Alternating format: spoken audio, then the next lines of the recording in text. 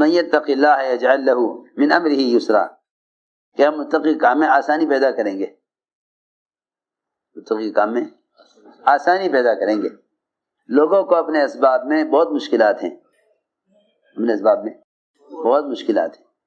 یہ مشکلات امتحان کے لیے تھیں کہ تم مشکلات کی وجہ سے سود کی طرف، جھوٹ کی طرف، حرام طریقوں کی طرف، یا قوانین حکومت کی سوچ کر اختیار کر لو کہ بھئی ہم اس کے علاوہ کیا کر سکتے ہیں۔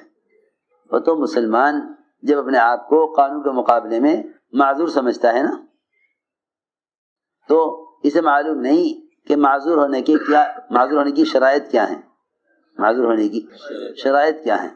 ایک آدمی وضو نہیں کر رہا ہے، وضو نہیں کر رہا، تو شریعت کہتی ہے کہ آپ وضو نہ کرنے کی پہلے شرائط دیکھیں، پہلے شرائط دیکھیں۔ ایسا تو نہیں کہ وضو کو دل نہ چاہا تو وضو نہ کیا تو نماز نہ ہوگی۔ پہلے دیکھا جائے گا کہ تیمم کرنے کی شرائط پوری ہو رہی ہے نہیں، پہلے دیکھا جائے گا کہ تیمم کرنے کی شرائط پوری ہو رہی کہ نہیں۔ دیکھو میری بات توجہ سننی پڑے گی، یوں نہیں کہ یوں نہ مشکل ہو رہی تو یوں کر لو۔ اس سے پوچھو تو نے پانی کہاں تک تلاش کیا ہے، تو یہ سردی لگ رہی ہے کہ کیا کروں کہ تیمم کر لوں۔ یہ دیکھنا پڑے گا کہ اس نے جو وضو کا متبادل تیمم سوچا ہے، آیا تیمم کی شرائط پوری ہو رہی ہے نہیں۔ سارے احکام میں یہی طریقہ ہے، سارے احکام میں یہی طریقہ ہے۔ کمائی کے نقشوں میں جاتے ہیں، ذرا سا قانون سامنے آیا، ذرا سی رکاوٹ سامنے آئی، فوراً حرام کی طرف پلٹ گئے، فوراً حرام کی طرف پلٹ گئے کہ بھئی اس ملک کا قانون یہ ہے، ہم حرام سے بچ نہیں سکتے۔ سوال اس کا نہیں کہ آپ حرام سے بچ نہیں سکتے، سوال اس کا ہے کہ آپ نے حرام سے بچنے کے لیے کیا کوشش کی، حرام سے بچنے کے لیے کیا کوشش کی۔ اور یہ تو یقینی بات ہے کہ اگر مسلمان بقدر ضرورت کمائے تو حلال کما سکتا ہے۔ سارے حرام کے نقشے اور سارے حرام اسباب اور سارے شریعت سے ہٹ کر کمانے کے طریقے، وہ سب کے سب خواہش کو پورا کرنے کے لیے ہیں۔ ضرورت کو پورا کرنے کے لیے حرام سے بچنا آسان ہے، خواہش کو پورا کرنے کے لیے حرام سے بچنا مشکل ہے۔ ضرورت پورا کرنے کے لیے حلال پر چلنا آسان ہے، خواہش کو پورا کرنے کے لیے حرام سے بچنا مشکل ہے۔ آپ دیکھ لینا جتنے بھی کمائی کے نقشے خواہش کے ہیں، اس میں آدمی حرام سے بچ نہیں سکتا، اس میں آدمی حرام سے بچ نہیں سکتا۔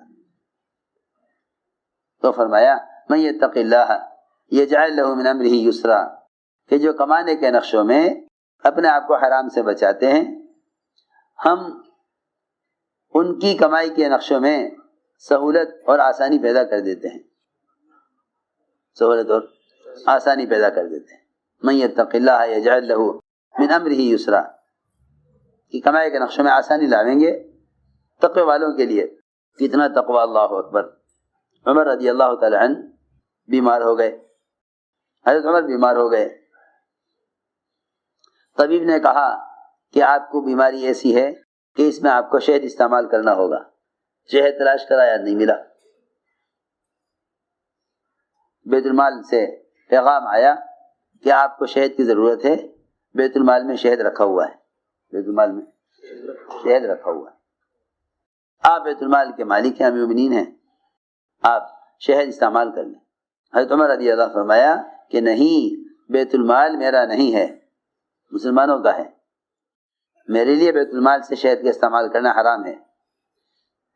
ساتھیوں نے کہا مومنین ہم اجازت دیتے ہیں۔ چنانچہ حضرت عمر نے سب کو جمع کیا، سب کو جمع کیا مسجد میں،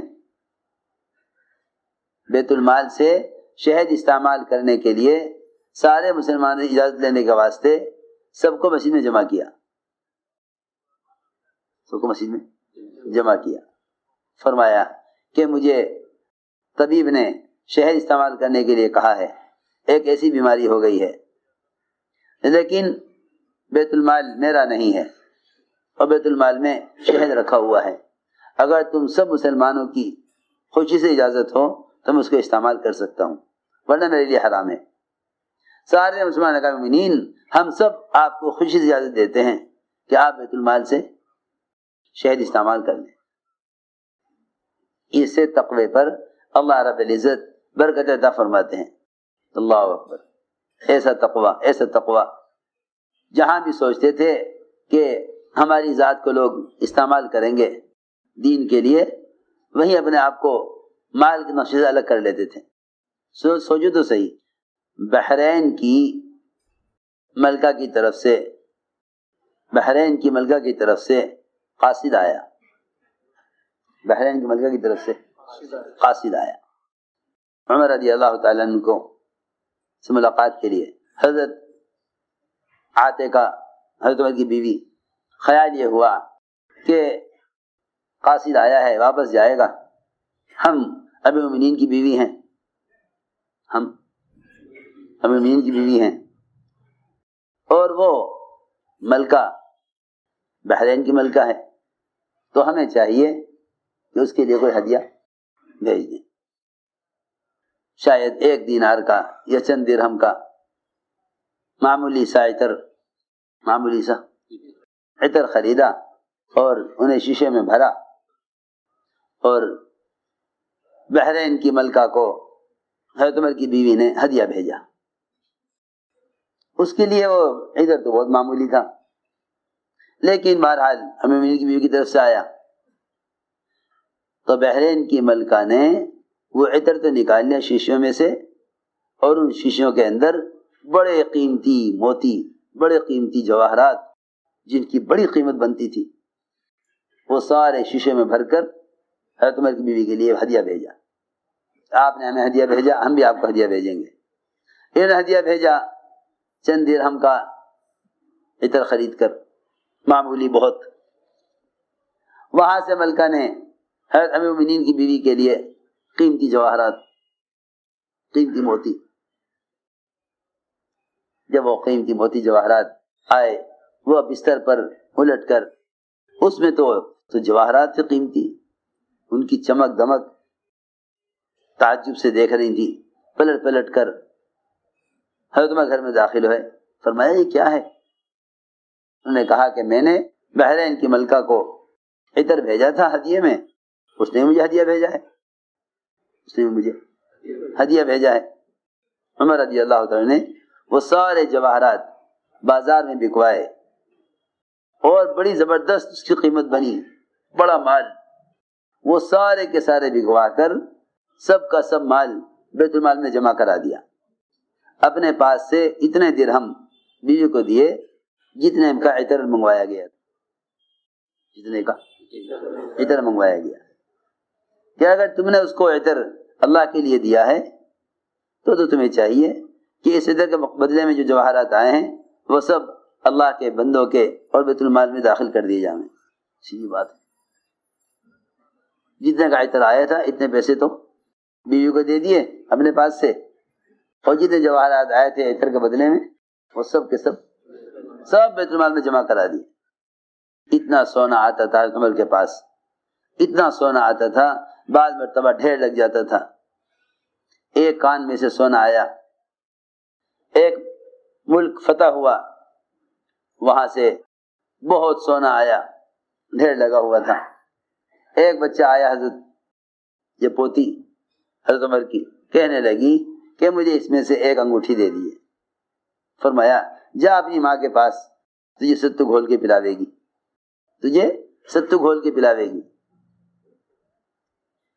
یہ فرمایا جا اپنی ماں کے پاس جا، یہ ستو گھول کے پلا دے گی۔ ایک بچہ آیا حضرت عمر کے سامنے، بہت کمزور۔ حضرت عمر نے دیکھ کے فرمایا کہ یہ اتنا کمزور لاغر، اتنی صحت خراب، کس کا بچہ ہے یہ؟ عبداللہ ابن عمر آئے دوڑتے ہوئے، کہنے لگا مومنین آپ ہی کا تو پوتا ہے یہ۔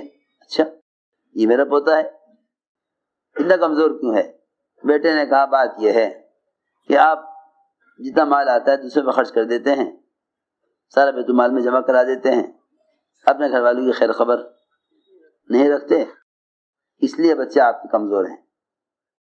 آپ کے بچے اس لیے کمزور ہیں کہ سارا مال جتنا آتا ہے آپ سارا مال خرچ کر دیتے ہیں دوسروں پر، اس لیے آگے بچے کمزور ہیں۔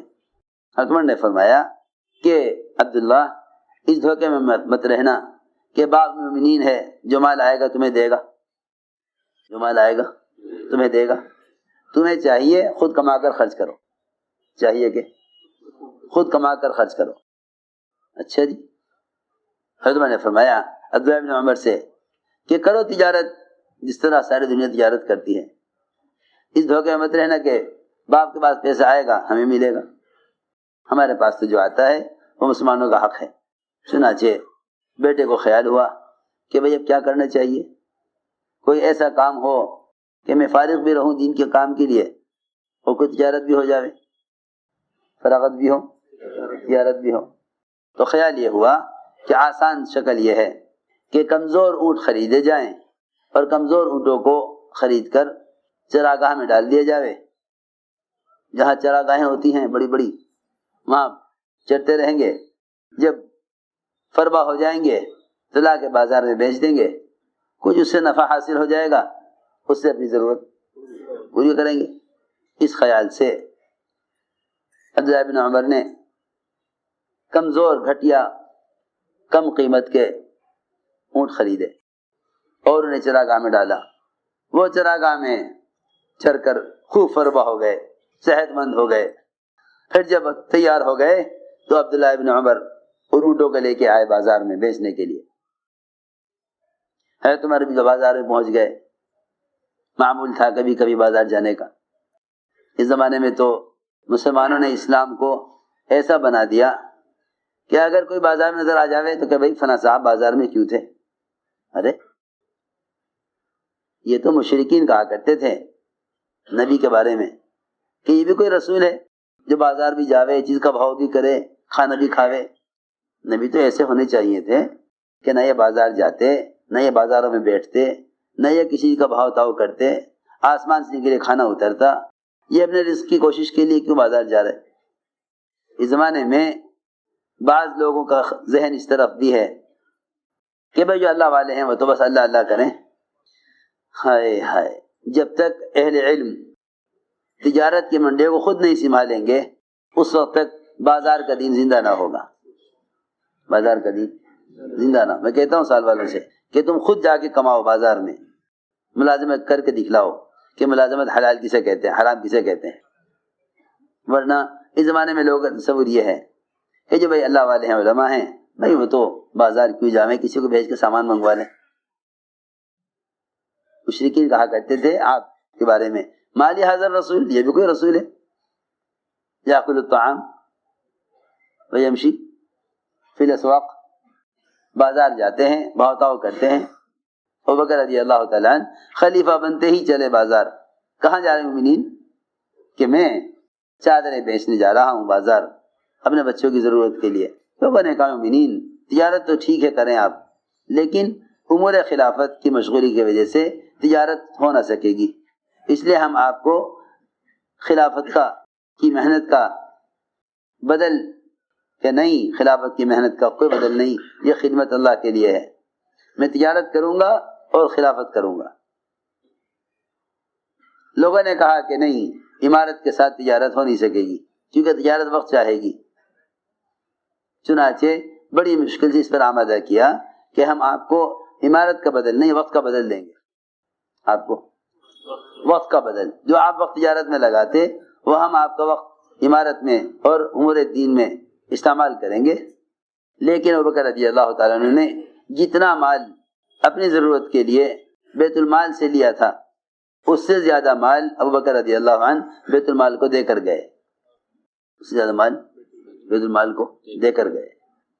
تو میں نے عرض کیا، عبداللہ بن عمر کو بھی خیال ہوا کہ چلو تجارت کریں۔ اب وہ تجارت کی تو اونٹوں کو فربا کر کے بیچنے کے لیے لائے۔ حضرت عمر رضی اللہ تعالیٰ عنہ بازار میں تھے، حضرت عمر نے دیکھے اونٹ ایسے موٹے، ایسے فربا، صحت مند اونٹ کس کے ہیں یہ؟ جب حضرت عمر نے اس طرح پوچھا آواز لگا کر کہ یہ اونٹ کس کے ہیں، عبداللہ بن عمر دوڑتے ہوئے آئے، عبداللہ بن عمر دوڑتے ہوئے آئے، آمینین میرے اونٹ ہیں یہ۔ فرمایا واہ واہ واہ واہ واہ واہ واہ واہ، ایسے عمدہ اونٹ، ایسے فربہ کیوں لائے ہو یہاں؟ آمینین آپ نے کہا تھا نا تجارت کرو، میں تجارت کر رہا، میں نے اونٹ فربہ کرنے کے لیے چراگاہ میں ڈال دیے تھے اور یہ اب تیار ہو کر آ گئے ہیں، اب میں ان کو بیچوں گا، ان سے جو نفع حاصل ہوگا اسے خرچ کروں گا خیر کے کام میں بھی، ضرورت میں بھی۔ حضرت عمر نے فرمایا کہ اے عبداللہ میں یہ دیکھ رہا ہوں کہ تمہارے اونٹ باقی مہاجرین کے اونٹوں سے بہتر ہیں، تمہارے اونٹ باقی مہاجرین کے اونٹوں سے بہتر ہیں۔ ایسا معلوم ہوتا ہے کہ لوگوں نے میرا بیٹا ہونے کی وجہ سے اونٹوں کا خیال زیادہ کیا ہوگا کہ ان کے اونٹوں کو زیادہ کھلاؤ زیادہ پلاؤ، کیونکہ حضرت کے بیٹے کے اونٹ ہیں۔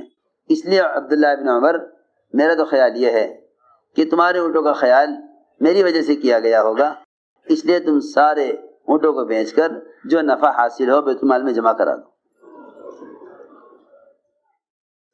جو نفع حاصل ہو، جو نفع ملے سارا بیت المال میں جمع کرا دو، جتنے کہ تم نے اونٹ لیے تھے کمزور اونٹ اتنے پیسے تم لے لو۔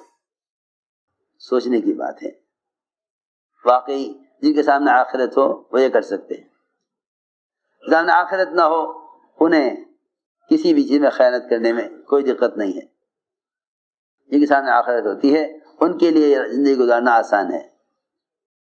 تو میں نے عرض کیا کہ اللہ تعالیٰ متقی کام میں آسانی پیدا فرماتے ہیں، من یتق اللہ یجعل لہ من امرہ یسرا، کہ ہم متقی کام میں آسانی پیدا کرتے ہیں، اللہ تعالیٰ متقی کام میں آسانی پیدا فرماتے ہیں۔ من یتق اللہ یجعل لہ من امرہ یسرا، کہ ہم متقی کام میں آسانی پیدا کرتے ہیں۔